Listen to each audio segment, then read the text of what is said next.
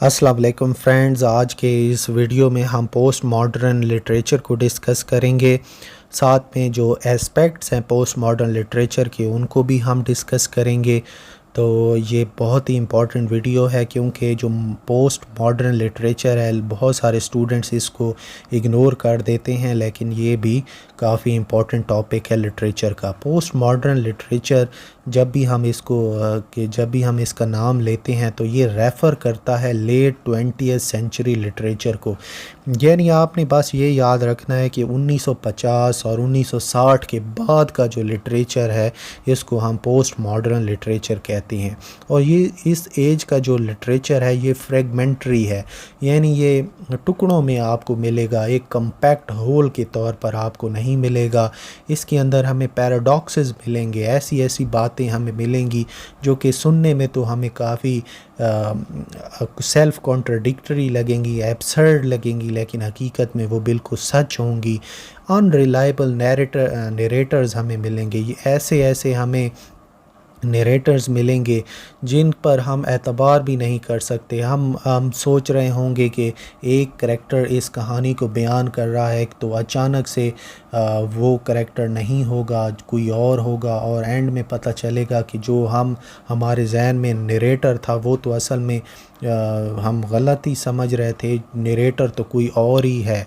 और ऐसे प्लॉट्स आपको मिलेंगे, इम्पॉसिबल प्लॉट्स, यानी ऐसी कहानियाँ आपको मिलेंगी जिसमें हम ये कह सकते हैं कि शायद इस तरह प्लॉट आगे बढ़ ही नहीं सकता था जिस तरह से ड्रामाटिस्ट ने या नावलिस्ट ने आगे बढ़ाया है। डार्क ह्यूमर मिलेगा। डार्क ह्यूमर का ये मतलब है ऐसे टॉपिक्स डिस्कस होंगे जो कि टैबू टॉपिक्स हैं, जिनके बारे में आप खुलेआम सोसाइटी के अंदर डिस्कस नहीं कर सकते। जिस तरीके से हम ये कह सकते हैं गेइज़म, लड़का एक लड़के से मोहब्बत कर रहा है, इस तरह के टॉपिक्स मिलेंगे। प्रोस्टिट्यूशन का टॉपिक आपको मिलेगा, आपको लेस्बियनिज़म का टॉपिक मिलेगा। यानी टैबू टॉपिक्स जो हैं वो आपको 20th सेंचुरी लिटरेचर के अंदर मिलेंगे। और स्केप्टिसिज्म बहुत ज़्यादा आपको मिलेगा, यानी जो चीज़ें हैं उनके बारे में जो करैक्टर्स हैं वो बहुत ज़्यादा स्केप्टिक हैं, उनकी सवालात कर रहे हैं। वो ये सवालात कर रहे हैं कि आया ये जो चीज़ हुई है क्या वाकई में ऐसा हुआ है। जो बात उनको बताई जाएगी उस पे भी वो यकीन नहीं करेंगे, और जो रीज़न है उसके ऊपर वो काफ़ी शक करेंगे। जो बात भी आपको मिलेगी करैक्टर्स के ज़रिए, जो बात भी नावलिस्ट बयान करेगा, करैक्टर्स उस पे यकीन करने को तैयार नहीं होंगे। यानी तो आप ये सारी चीज़ें देखेंगे कितनी अजीब किस्म का ये लिटरेचर आया है, पोस्ट मॉडर्न लिटरेचर। और अगर हम इसके एस्पेक्ट्स का ज़िक्र करें तो आयरनी हमें मिलती है। ऐसे आयरनी तंज को भी कहते हैं, difference between reality and appearance को भी हम कहते हैं।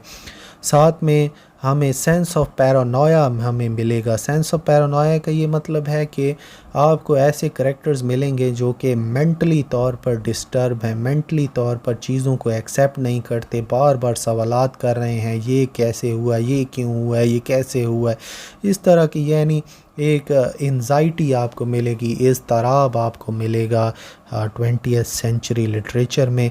मैजिक रियलिज़म, बिल्कुल ये कंसेप्ट हमें मैजिक रियलिज़म का भी मिलता है।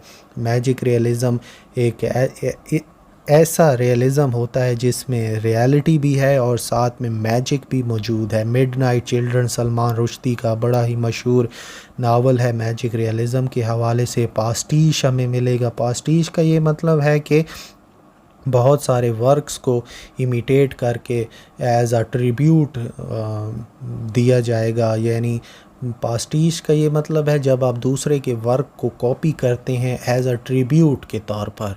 साथ में हमें एंजाइटी मिलेगी। एंजाइटी तो वर्ल्ड वॉर्स के बाद और जिस तरीके से इंडस्ट्रियलिज़म का कंसेप्ट आया, कंपटीशन हुआ, ग्लोबलाइजेशन हुआ, ये सारी चीज़ें मिलकर एक करैक्टर को एंजाइटी पेशेंट बना देती हैं।